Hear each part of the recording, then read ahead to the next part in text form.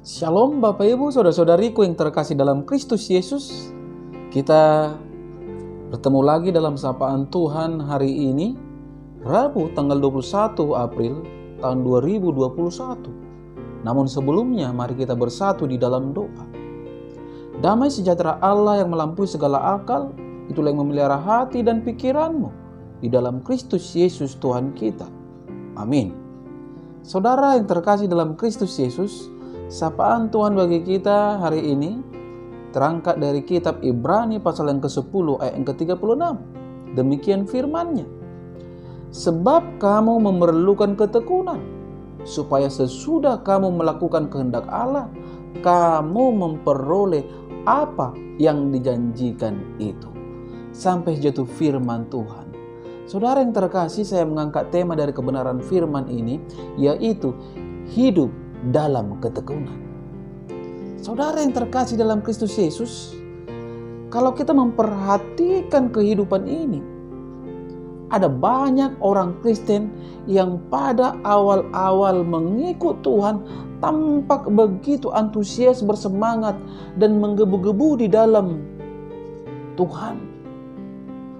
Namun saudara-saudara, seiring berjalannya waktu, semangat itu pudar, semangat itu luntur sehingga tidak ada lagi tampak saudara-saudara. Yang sebelumnya begitu tekun membaca firman Tuhan, kini mulai kendor. Yang sebelumnya begitu tekun berdoa pagi setiap hari, kini sudah ada bolong-bolongnya.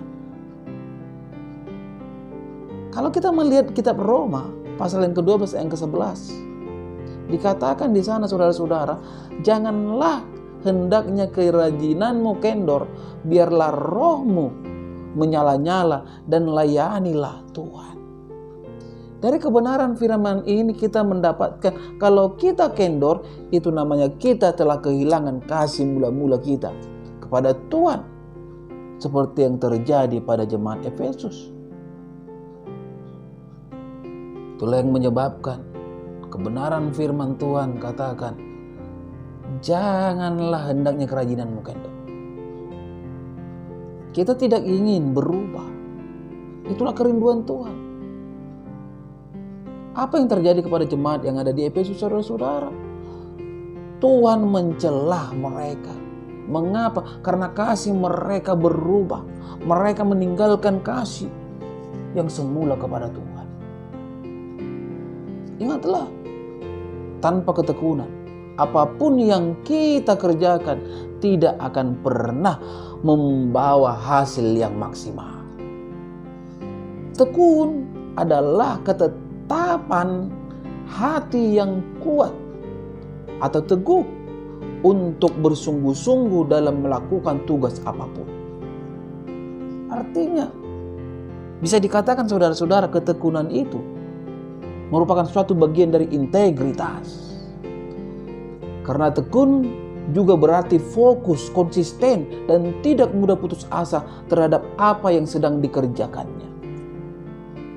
Dalam sapaan ini sangat jelas saudara-saudara dikatakan, sebab kamu memerlukan ketekunan, supaya sesudah kamu melakukan kehendak Allah, kamu memperoleh apa yang dijanjikan itu. Artinya orang yang tekun sajalah yang akan menghasilkan buah dan menikmati upah.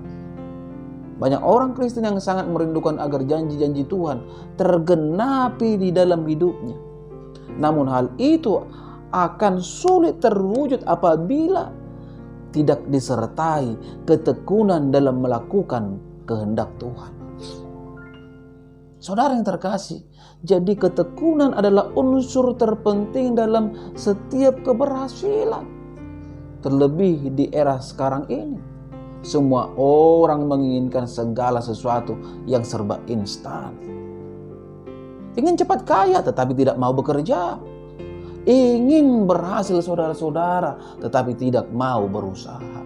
Luar biasa aneh. Padahal ketekunan seseorang tidak terjadi dengan sendirinya.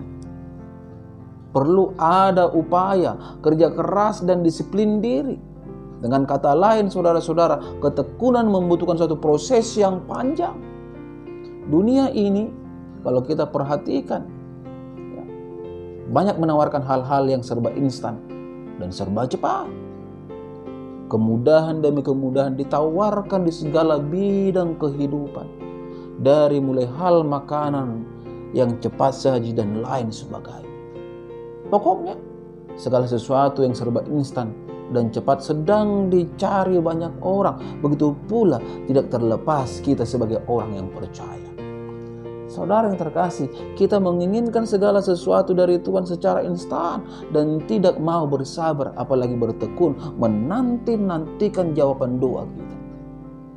Akibatnya apa? Banyak orang Kristen mudah putus asa dan menyerah di tengah jalan. Ketekunan adalah bentuk terpenting dari disiplin diri dan merupakan ukuran sebenarnya dari karakter kita sebagai orang percaya. Bagaimana kita berpegang teguh terhadap suatu pengharapan dan apa yang kita yakini. Dalam Rom 5 ayat 4-5 firman Tuhan berkata, dan ketekunan menimbulkan tahan uji, dan tahan uji menimbulkan pengharapan, dan pengharapan tidak mengecewakan, karena kasih Allah telah dicurahkan di dalam hati kita oleh Roh Kudus yang telah dikaruniakan kepada kita.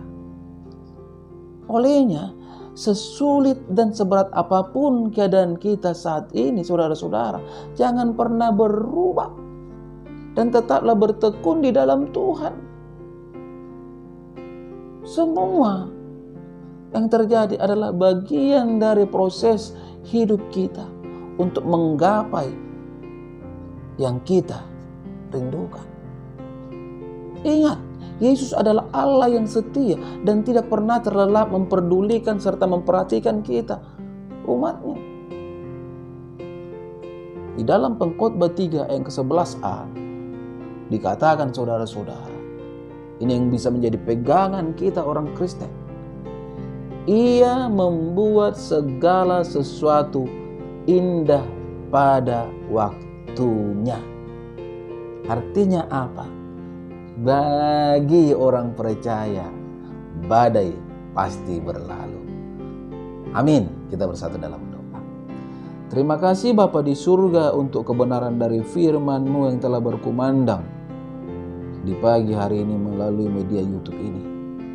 Firman-Mu begitu indah, menyuarakan agar setiap orang hidup dalam ketekunan. Tuhan, mari Engkau meterangkan kebenaran firman-Mu ini dalam hidup para pendengar dimanapun mereka berada, sehingga mereka menjadi pribadi-pribadi yang mampu bersaksi bahwa Yesus adalah Tuhan, walau prahara menerkam.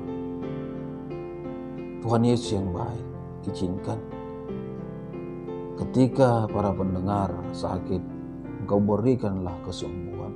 Ketika mereka lemah, Engkau berikan kekuatan. Ketika mereka berhadapan dengan persoalan, mari Engkau berikan jalan keluar. Karena memang tidak ada mustahil bagi Engkau ya Bapa. Hamba juga berdoa pada pagi hari ini untuk setiap jemaat yang telah Engkau percayakan kepada hamba-Mu, begitu juga kepada istriku yang adalah hamba-Mu. Berkati Tuhan rumah tangga mereka, berkati pekerjaan dan usaha mereka, anak-anak mereka, berikan Tuhan kepintaran serta hikmat bijaksana, menjadikan anak-anak mereka sukacita bagi orang tua. Tuhan Yesus, bagi yang belum mempunyai jodoh, Engkau berikan jodoh. Bagi yang sakit, Engkau berikan kesembuhan. Tiada yang mustahil bagi Engkau ya Bapa di surga. Pada kesempatan ini juga hamba berdoa untuk setiap saudara-saudariku. Mari Engkau nyatakan Tuhan Yesus kuasa-Mu, mari Engkau nyatakan kasih-Mu.